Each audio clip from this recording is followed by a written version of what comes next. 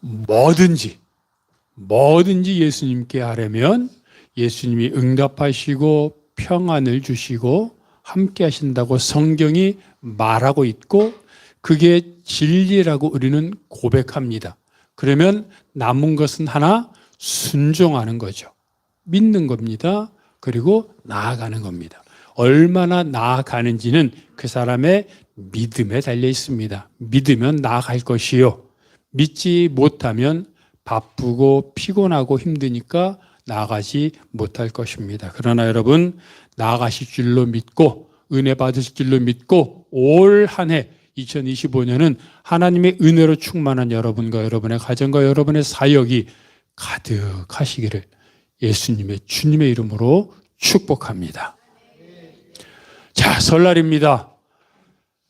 많이들 인사하셨고 하시겠지만 다시 한번 우리 예배 가운데 말씀 가운데 새해 복 많이 받으라고. 왜냐하면 성경이 말합니다. 너희가 전도하거나 갈 때 그 집사람들에게 평안을 전하라고 말합니다. 평안을 선포하라. 그러면 그 집사람들이 평안을 받을 준비가 되어 있으면 너희가 선포한 평안이 그들에게 임할 것이고, 중요한 것은 그들이 평안을 받을 준비가 안 되었으면 너희가 빌어주었던 평안이 어떻게 된다? 너희에게 돌아온다. 그러면 여러분 잘 생각해 보십시오.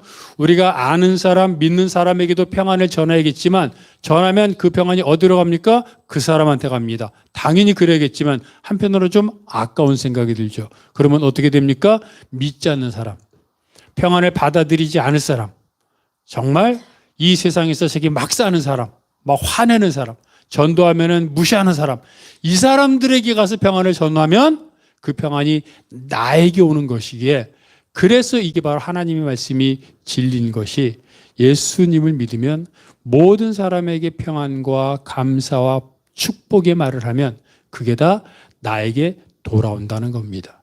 그러니까 할 수만 있으면 믿는 사람에게도, 나에게 잘해주는 사람에게도 평안을 전하며 축복의 말을 전해야 되지만, 특히 믿지 않는 사람, 나에게 적대시하는 사람, 나를 비웃는 사람, 나를 무시하는 사람, 그런 사람들에게 계속 축복해야 나에게 축복이 쌓이는 겁니다. 그러니까 혹시 여러분 미운 사람 있습니까? 매일 찾아가서 사랑합니다, 사랑합니다 하면서 무슨 생각하는 겁니까? 이 사랑이 나에게 오리라, 이 사랑이 나에게 오리라. 얼마나 행복한 겁니까? 이게 성경이 예수님이 말씀하셨잖아요. 그래서 여러분 이 시간 안 받아들일 거라고 생각하지 말고 여기 있는 사람들은 다 받아들일 테니 나눠주는 거니까, 내가 빈 평안이 저쪽으로 가고 저 사람이 빈 평안이 나에게 오는 거니까 얼마나 주고받고 좋은 겁니까? 하나님이 주시는 복, 새해 복 많이 받고 누리시기 바랍니다. 서로 한번 인사합시다. 새해 복 많이 받으십시오. 마음을 담아서 해야 서로 왔다 갔다 하는 겁니다.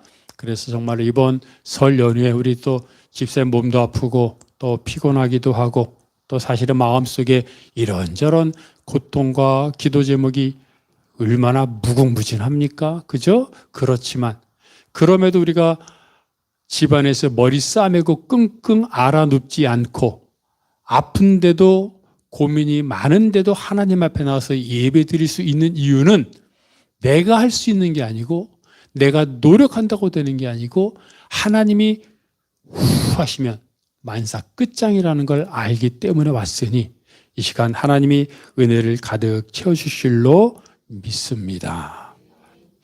여러분, 새해 복 많이 받으라는 말 얼마나 좋습니까? 그건 결국 뭡니까? 행복인데, 행복은 다른 말로도 표현할 수 있죠. 내 마음이 편하면 된 거 아닙니까?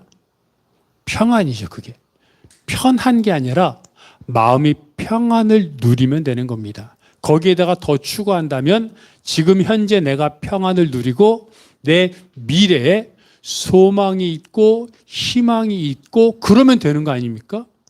과거는 지나갔으니 현재 내가 평안하고, 그리고 미래를 바라볼 때 계속 평안하고 행복할 것이고 기쁨이 넘칠 것이라는 소망, 미래에 대한 소망이 있으면, 지금 평안하고 미래에 대한 소망이 있으면 여러분 그게 최고 아닙니까?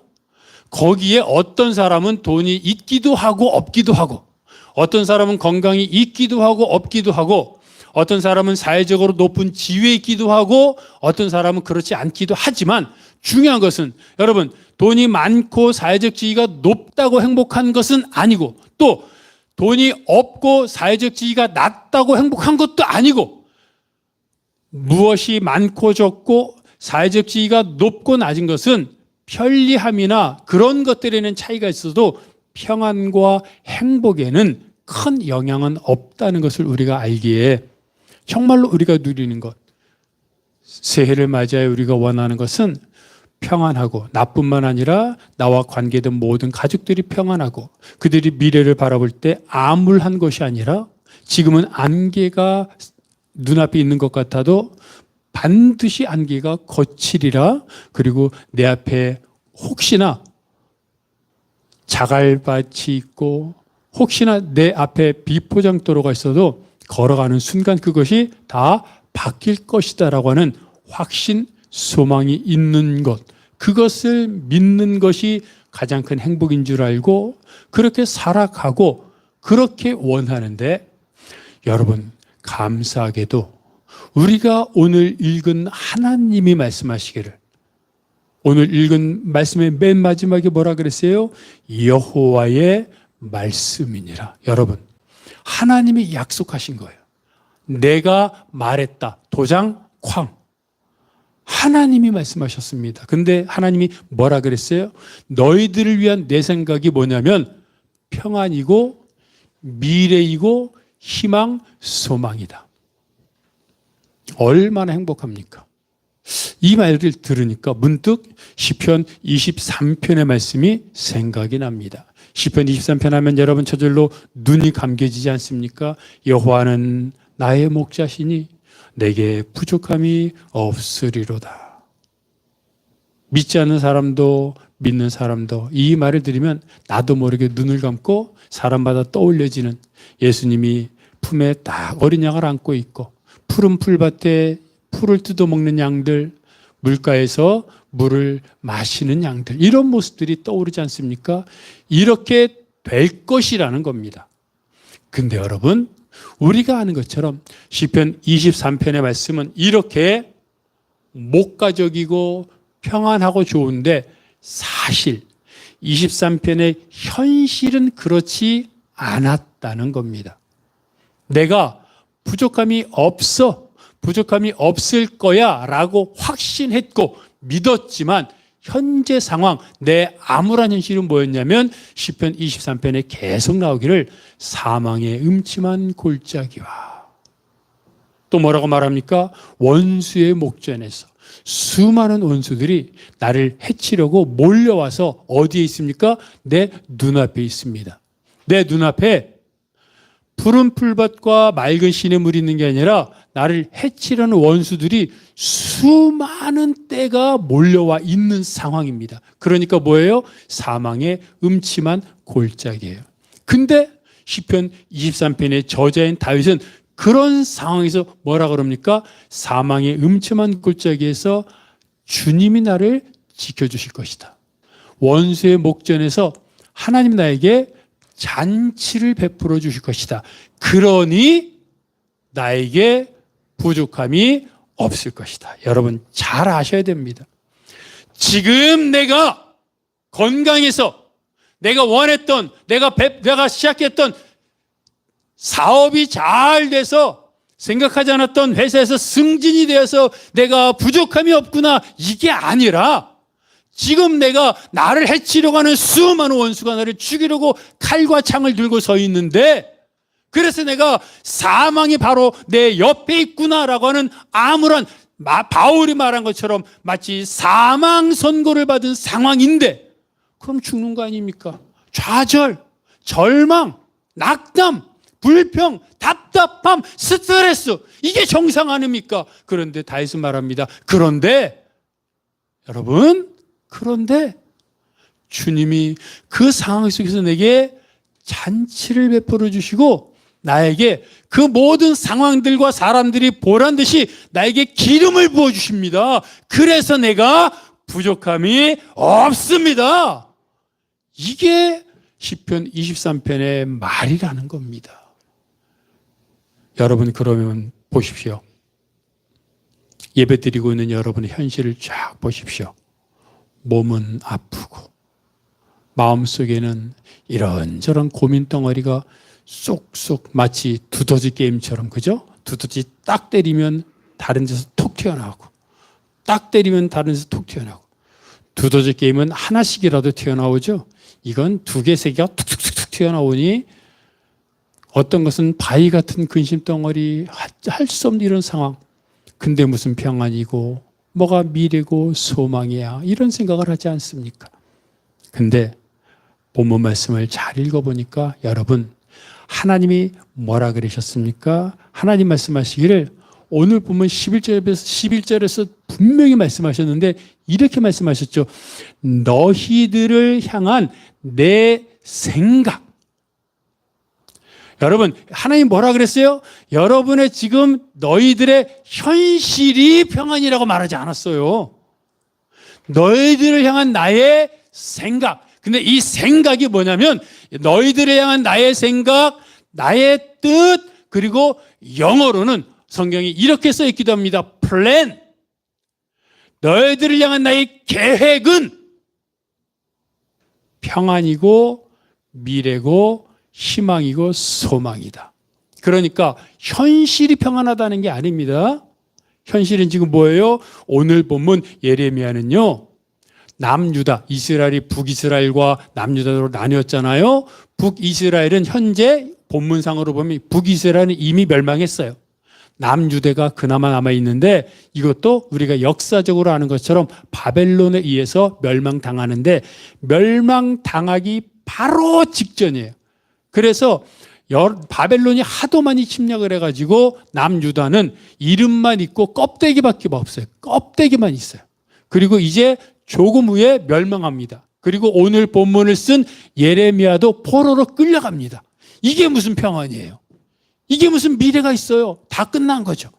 근데 하나님 말씀하십니다. 너를 위한 나의 계획, 나의 뜻, 나의 섭리는 평안이야.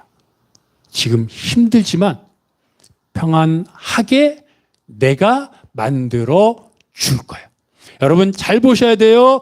너희가 평안하게 이루어 갈 거야 라고 말하지 않습니다. 사람들은요, 그런 존재가 아니에요. 나에게 있는 어려운 것조차 아둥바둥하면서 겨우겨우 이기는 그런 존재인데 하나님이 그런 사람을 평안으로 바꿔 놓으신다는 거예요. 위치를 지금 멸망과 좌절과 근심 속에서, 불평 속에서 평안으로 그 사람을 갖다 옮겨 심으신다는 거예요. 누가? 하나님이 하신다는 거예요. 그래서 하나님 말하시는 거예요. 여호와의 말씀이니라 내가 너희를 평안으로 옮겨 놓겠노라. 그래서 우리가 알아야 되는 것은 하나님이 이 말씀 다음에 뭐라고 말씀하셨느냐는 거예요. 12절, 13절에 계속해서 뭐라고 말했습니까? 12절에 너희가 내게 부르짖으며 기도하면, 그 다음에 13절에 뭐라 그래요? 온 마음으로 나를 구하면 찾을 것이요 만나리라. 개역 한글에는 이렇게 돼 있어요. 전심으로 나를 찾으면 만나리라. 전심으로, 온 마음으로 나를 찾으면 만나리라. 가끔 그런 생각하지 않습니까, 여러분? 하나님은 전능하신 분인데 고통하고 받고 있으니까 그냥 알아서 그 사람, 그 민족을 콕 집어 쭉 빼서 평안으로 옮겨 놓으시면 되지. 뭘 또 전심으로 부르짖고 기도하고 이렇게 하라고 말씀하시는 걸까요? 근데 여러분, 이것에는 우리는 자꾸 그런 생각을 하는데 기도하지 않아도 되잖아. 내 사정 다 알잖아. 그런데 하나님이 왜 자꾸 기도하라 그러지라고 생각하는데 이 속에는 하나님의 심오한 진리가 담겨져 있어요. 자, 오늘 본문인 예레미야서의 배경, 남유다가 왜 멸망했죠? 물론 역사적으로는 바벨론이 강대국이 되어 옆에 있는 나라들을 다 점령했어요. 그런데 성경은 그렇게 말하지 않아요. 바벨론이 그럼 강대국이었다고 바벨론 옆에 있는 나라들은 싹 점령했습니까? 아니에요. 하나님이 남유다가 하나님을 향하여 섬기지 않고 우상 숭배하며 백성들이 압제하며 교만하며 타락하며 하나님을 버리니까 하나님이 유다를 멸망시키셨다고 말해요. 즉 유다가 이스라엘 백성들이 자초한 자기들의 잘못이에요. 이스라엘 백성들이 40년 동안 광야 생활했어요. 그런데 여러분, 이스라엘 백성들이 원래 하나님이 계획했던 대로 하면 이스라엘 백성들이 광야에 있을 시간은 2년도 안 돼요. 약 10개월, 11개월 정도만 시내산에 있었고 나머지 광야를 걸어갔던 시간은 약 3개월 그 정도밖에 안 돼요. 그리고는 하나님이 애굽에서 그 이스라엘로 가나안 땅으로 옮기려고 하셨어요. 그런데 왜 그 1년밖에 안 되는 그 기간이 40년으로 늘어났습니까? 하나님의 말씀에 대한 불순종, 하나님 말씀에 대한 불평, 이것 결국 이스라엘 백성들이 자초한 거예요. 고난이란 내가 감당하기 어려운 상황입니다. 힘든 일이 있어도 내가 견딜 수 있으면, 아파도 며칠 만에 나을 것임을 알고 그러면 고난이라고 하기보다는 아파도 참으면 돼요. 근데 내가 어찌할 수 없어서 내가 아무리 최선을 다해도 도저히 빠져나올 수 있다는 가망과 소망이 없을 때 그게 고난인 거예요. 그것 때문에 힘들어하지 않습니까? 며칠 후에 해결될 거라면, 아니 조금 있다가 해결될 게 확실하다면 누가 고민합니까? 근데 그 고난의 원인이 사실은 대부분 하나님이 허락하신 것도 있지만 대부분이 사람들이 실수하거나 사람들이 잘못한 내용들이 많다는 거예요. 오늘 본문도 예레미야에서 남유다가 멸망한 것은 하나님을 배반하고 우상숭배했기 때문이고, 이스라엘 백성들이 40년 광야 생활한 것도 결국 그들이 하나님 말씀에 불순종했기 때문이에요. 내가 산 아파트 값이 떨어진 것 하나님이 허락하신 시험 아니에요. 내가 그 아파트를 산 거예요. 왜 샀어요? 하나님께 그 아파트 살 거라고 사도 되냐고 물어봤어요? 그쪽으로 이사 가는데 하나님 내가 이쪽으로 이사 갈까요? 물어봤어요? 아니잖아요. 이 아파트 사면, 이 땅 사면, 이곳으로 가면 값이 오르고 자녀들 학군이 좋고 그 다음에 환경도 좋고 다 나름대로 나의 이익을 위해서 결정한 거잖아요. 그런데 떨어졌잖아요. 근데 오르면 어떻게 돼요? 내가 판단을 잘한 거예요. 떨어지면 하나님이 나에게 벌 주는 거예요. 사람들은 그렇게 생각해요. 다 하나님한테 묻지 않고 내가 마음대로 결정해놓고 내 마음대로 선택해놓고는 잘 되면 내 능력, 안 되면 하나님의 잘못. 이것이 사람들의 생각이라는 거예요. 그런데 그것처럼 사람들이 살아가는, 여러분 믿는 사람들도 대부분 다 그렇습니다. 무슨 일을 선택할 때 하나님께 정말 묻고 선택하기보다는 어떻게 하는 게 나에게 이익이 될 것인가라고 생각을 하죠. 그래서 예수님은 뭐라고 그러냐면 사람들은 자기를 위하여 땅에 보물을 쌓는다고 말해요. 여기 가야 돈을 더 많이 벌 것이고, 여기를 뭘 해야 건강해질 것이고, 누구를 만나야 나에게 인맥이 쌓여질 것이고, 그래 내가 사는데 도움이 될 것이라고 생각해요. 그래서 어떻게 해요? 땅에 보물을 쌓아요. 사람들과 인맥을 쌓고 공부를 하고 일을 하고 다 땅에 보물을 쌓는 것이에요. 근데 예수님 말하죠. 정말로 너희를 위하려면 하늘의 보물을 쌓아라. 땅에 보물 쌓으면 내가 믿었던 그 사람, 내가 믿었던 회사, 내가 믿었던 건강, 내가 믿었던 물질 다 떨어지고 쓰러지고 결국에는 또 그것으로 인해 또 다른 욕심이 생기고 또 다른 분쟁이 생겨요. 그래도 그걸 추구해요. 근데 예수님은 정말로 너희를 위한다면 땅에 보물을 쌓지 말고 하늘의 보물을 쌓으라 그래요. 그러나 믿는 사람들도 사실은 그렇게 못해요. 어쨌든 그래서 사람들은 대부분 고난을 당하고 오늘 본문의 고난도 이스라엘 백성들의 40년 광야의 고난도 내가 잘못한 경우가 많아요. 여러분들이 지금 당하고 있는 고난 고민들 생각해 보십시오. 내가 주님의 말씀대로 살았는데 나에게 시험이 닥친 경우도 있겠지만 저도 그렇고 우리 모두가 당하는 어려운 현실들은 사실은 내가 잘못 선택했거나 내가 몰랐거나 나로 비롯된 일들이 많아요. 그런데 하나님이 뭐라 그랬어요? 내가 너희를 위한 생각이 평안이라 그랬는데 그런 나의 모습을 모르고 우리가 지금 생각하는 것처럼 하나님 전능하시니까 그럼 나를 하나님 평안으로 옮겨주시면 되잖아요 라고 생각을 하고 하나님이 진짜로 그렇게 했다고 칩시다. 나는 어떤 사람입니까? 거짓말쟁이에요. 아닌 사람 손 들어보세요. 나는 어떤 사람입니까? 욕심 많은 사람이에요. 아닌 사람 손 들어보세요. 나는 교만한 사람이에요. 나는 정말로 하나님 말씀대로 산다고 하지만 하나님 말씀대로 살지 못할 때가 너무 많아요. 다 알아요.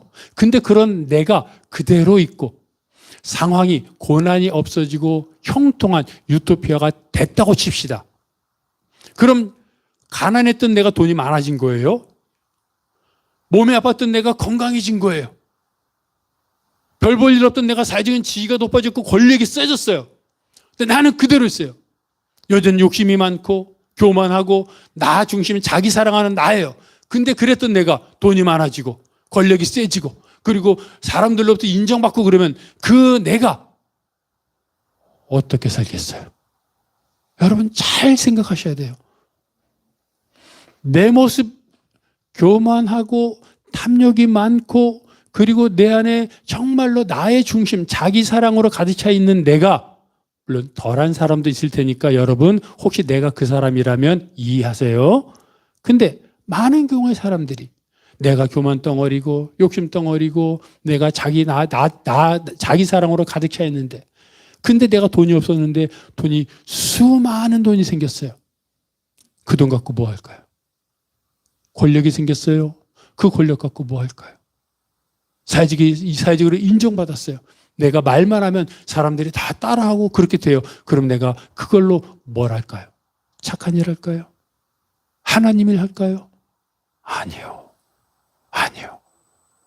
그 생긴 돈 다 나를 위해 쓰게 돼 있고 다 잘못된 데 쓰게 돼 있고 더 욕심 부리게 돼 있고 나에게 있는 권력 사람들에게 공평한 일을 행하기보다는 다 나를 위해 권력을 쓰게 되어 있어요.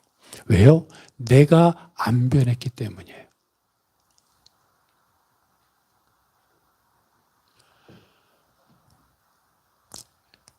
그게 바로 우리를 향하여 하나님이 기도하여라 부르짖어라 하는 이유예요.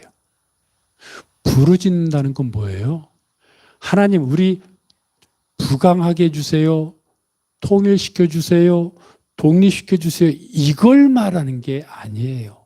여기서 부르짖는다는 건 하나님한테 항복했다고 두 손 들고 나오는 거예요. 하나님 제가 잘못했습니다. 나를 용서해 주십시오. 하나님 내가 할 수 있는 일이 없습니다. 하나님이 하십시오. 나는 이제 모든 것 주님께 드립니다. 주님 나는 아무것도 아니오니 하나님이 다 하십시오라고 겸손하게 무릎 꿇는 게 전심으로 찾는 거예요. 전심은 뭐예요? 내가 아무것도 아님을 깨닫는 거예요. 근데 안타깝게도 내가 아무것도 아닌 걸 깨닫는 순간이 언제예요? 잘 나갈 때 그런 순간을 깨달으면 정말 좋지만 거의 모든 사람이 형통할 때는 그런 고난, 형통할 때는 그런 겸손함, 그런 낮아짐을 경험하지 못해요. 언제? 고난을 당할 때. 나에게 있던 그 돈이 다 사라지고 인맥 사람들이 다 떨어져 나가고 건강은 다 피폐해지고 아무것도 믿을 게 없을 때 지푸라기라도 잡는 심정으로 하나님 앞에 나와서 하나님 나 좀 살려주세요. 이게 고난을 통해 하나님 앞에 전심으로 부르짖는 거예요.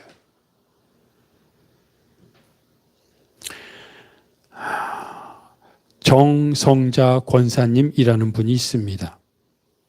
이분은 대학교를 졸업하고 재미교포 남편을 만나서 미국으로 갔습니다. 그리고 미국에서 아들을 낳았는데 정말로 똘망똘망하게 잘생긴 아들이었어요.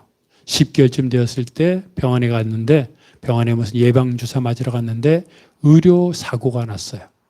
그래서 그때부터 조금 이상한 것 같았는데 3살 반쯤 되었을 때 자폐아 판정을 받았어요. 하늘이 무너지는 것 같았어요. 자폐아 알잖아요. 근데 더 힘든 것은 자폐아뿐만 아니라 사춘기를 지나서부터 뇌전증, 옛날에는 발작이라 그랬는데 경기를 하는 거예요. 한 번 하면 2분, 어떨 때는 10분, 하루에 10번도 하고. 근데 그렇게 경기를 하면 온몸이 비틀어지면서 경직되니까 풀어줘야 돼요. 옆에 계속 있어야 돼요. 근데 그걸 밤중, 새벽에 주로 해요. 그러니까 이 정성자 권사님이 아들이 경기를 하는지 알기 위해서 그 아이 방과 그 엄마 방에 스피커를 설치해 놔가지고 저녁에 잘 때도 하는 소리가 조금이라도 나면 달려가가지고 마사지하고 주무르고 끝날 때까지 사는 게 아니었어요. 그러던 가운데 어느 날 새벽에 아이가 경기를 하고 나서 힘들어가지고 아이를 주무르다가 문득 옆에 성경책이 있어서 성경책을 보게 됐어요. 예수 믿는 사람이었으니까. 문득 보던 본문이 우리가 오늘 본 예레미야 29장이었어요. 11절 말씀에 뭐라고 돼 있어요? 너희를 향한 내 생각을 안 하니 평안이요 미래요 소망 희망이니라. 근데 그때 그게 영어 성경이었거든요. 미국이었으니까. 근데 거기에 딱 봤는데 우리는 나의 생각을 내가 안다고 되어 있는데 영어에는 하나님의 생각이 플랜으로 써 있는 거예요. 아, 플랜. 하나님 그 아들 이름이 조셉이었는데 내 아들 조셉을 위한 내 계획을 내가 안 하냐. 아니 하나님 자폐아이고 늘 경기를 일으켜서 소망이 없다고 생각하는 사랑하는 내 아들에게 하나님이 계획을 갖고 계시다고요? 너무 큰 감동을 받았어요. 하나님 내 아들에게도 소망이 있군요. 미래가 있군요. 계획이 있군요. 그러면서 그때 은혜를 너무 받아가지고 정말로 물론 현실이 변한 건 없지만 하나님께 모든 것을 맡기며 또 아이한테만 매달리지 않고 나름대로 봉사도 하고 섬기며 말씀도 읽고 신앙생활을 잘하게 되었어요. 그러던 어느 날 2012년 9월 27일이었어요.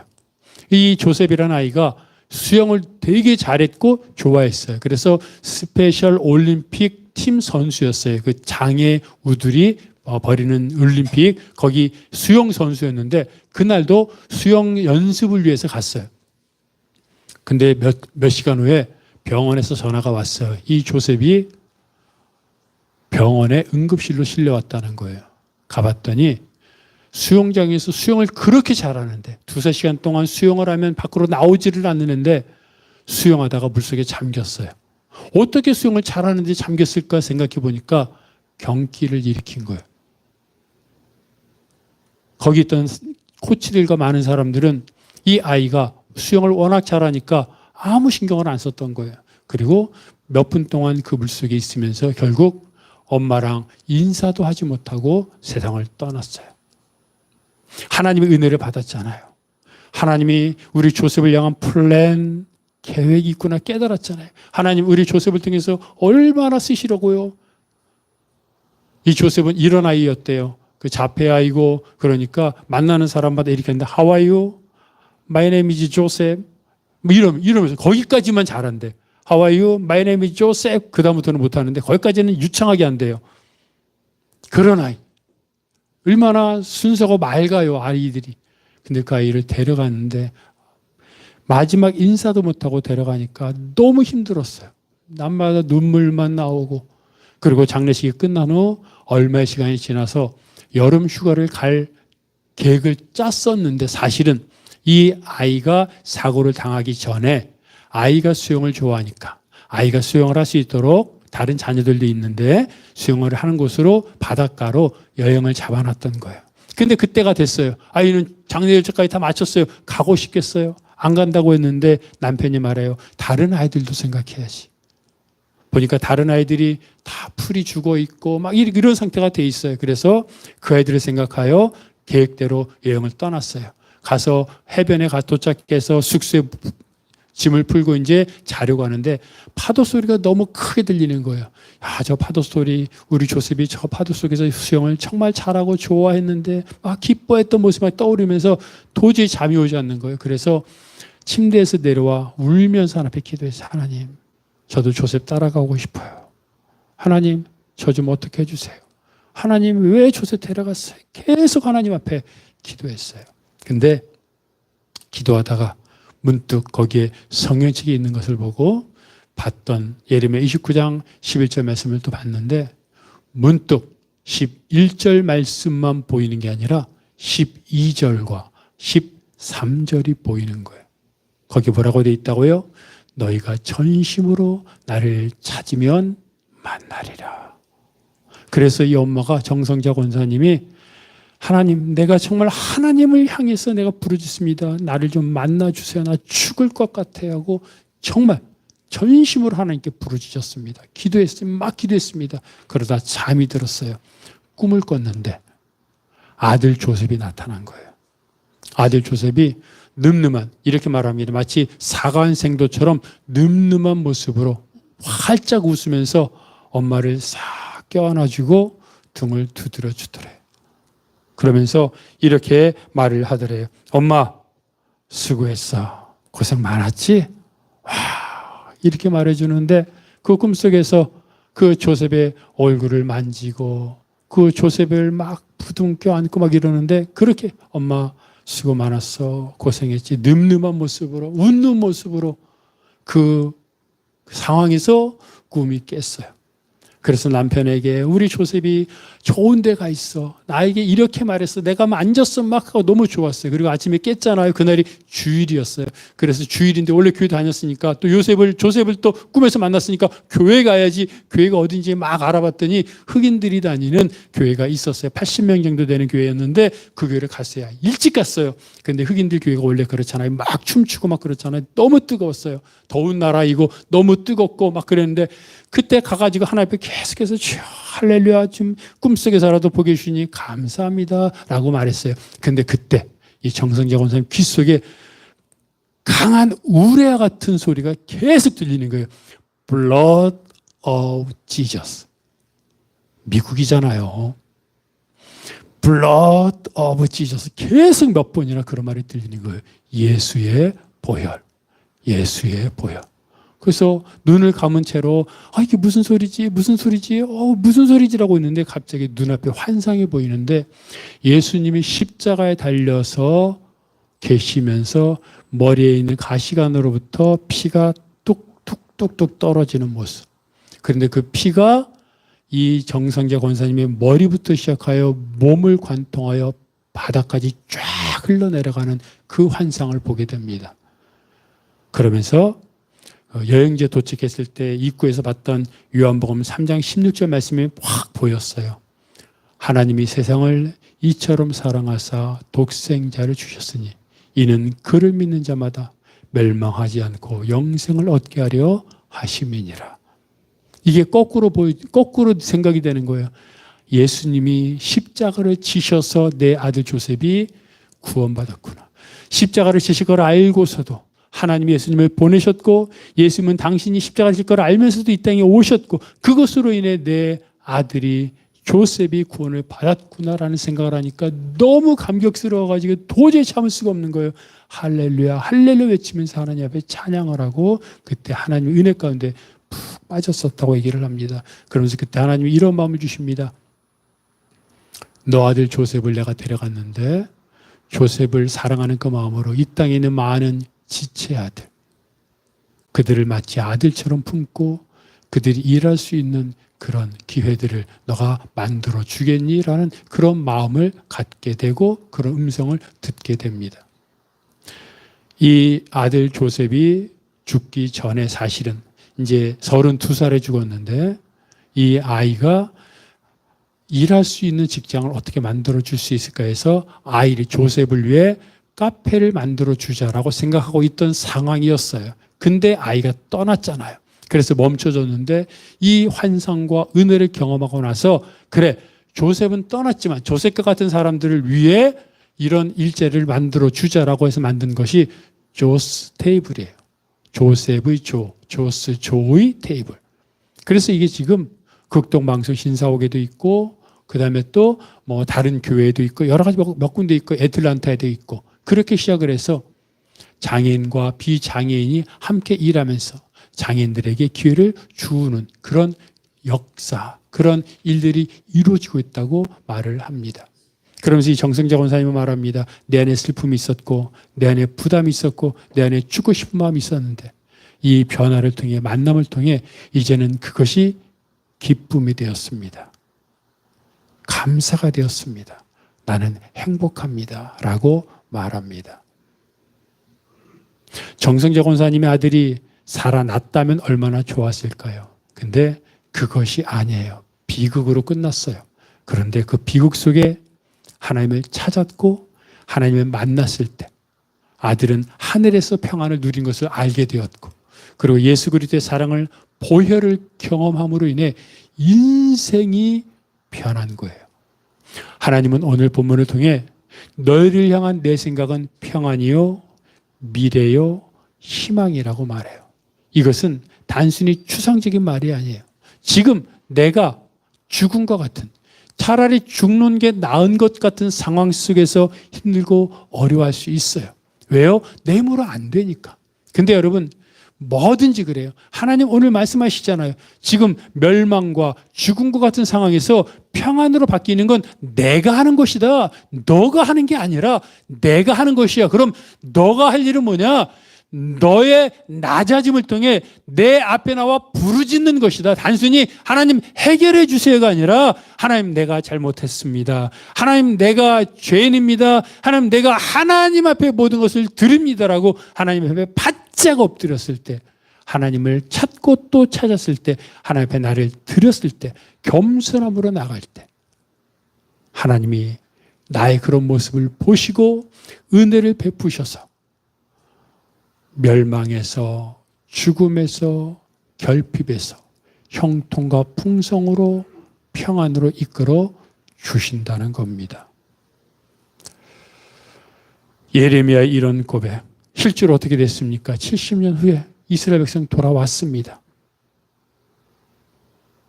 우리도 시편 23편의 다윗도 정말 나중에 이스라엘의 왕이 되었고 그의 자손이 예수 그리스도가 되었습니다.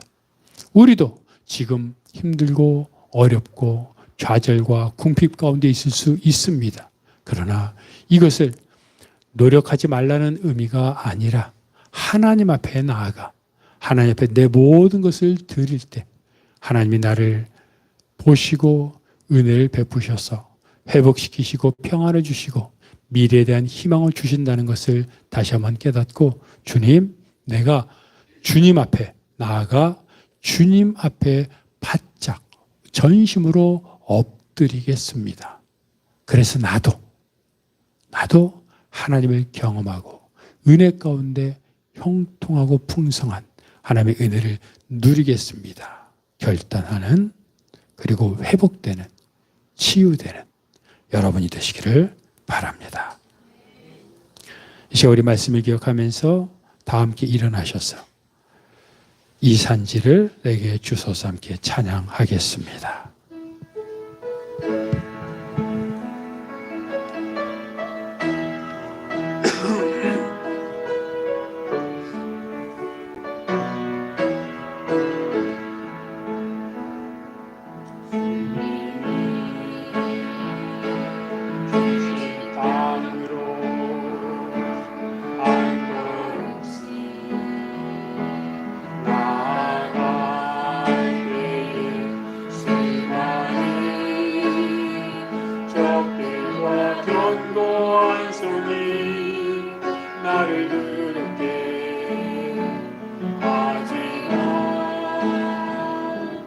주님을 신뢰하는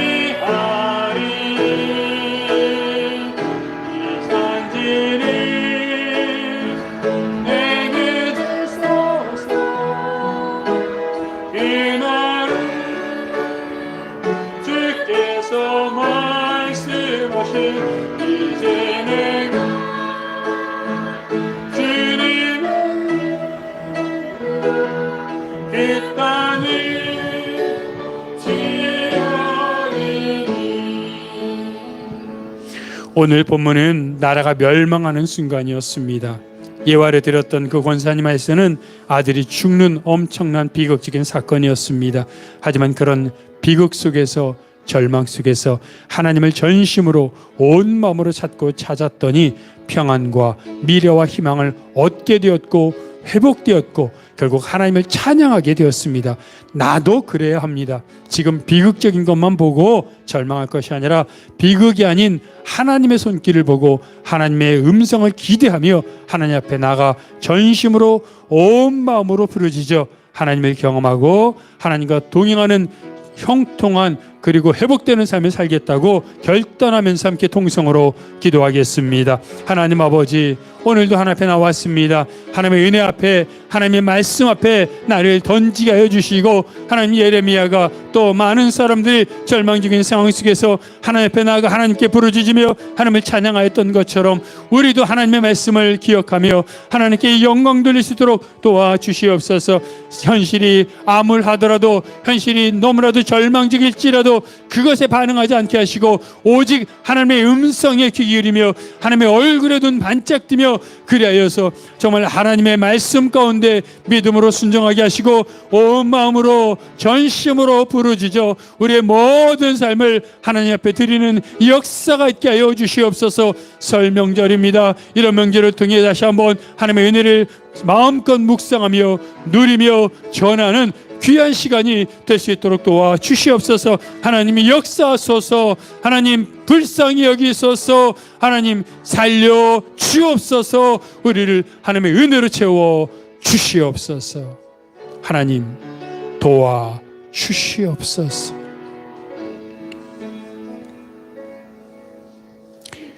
하나님 나라가 멸망할 순간에 하나님의 평안과 미래와 희망을 선포하셨고 그리고 실제로 그렇게 되었던 것처럼 우리도 비극과 절망과 결핍과 상처로 암울한 상황 속에서도 하나님 앞에 나아가 하나님 앞에 온 마음으로 전심으로 부르짖을 때 하나님을 경험하고 우리 인생이 변하고 하나님 안에서 평안과 미래와 희망을 날마다 경험하도록 역사하옵소서. 이 모든 것 예수 그리스도의 이름으로 기도하오며 이제는 우리 주 예수 그리스도의 은혜와 아버지 하나님의 사랑하심과 성령님의 교통하심이 평안과 미래와 희망을 주시는 하나님 앞에 온 마음으로 전심으로 부르짖겠다고 결단하는 실제로 부르짖는 믿음의 성도들 한 사람 한 사람 머리 위에 그들의 가정과 사역과 기도 제목 위에 이 교회 이 민족 온 세계 복음화 위에 영원토록 함께 하옵시기를 간절히 축원하옵나이다. 아멘.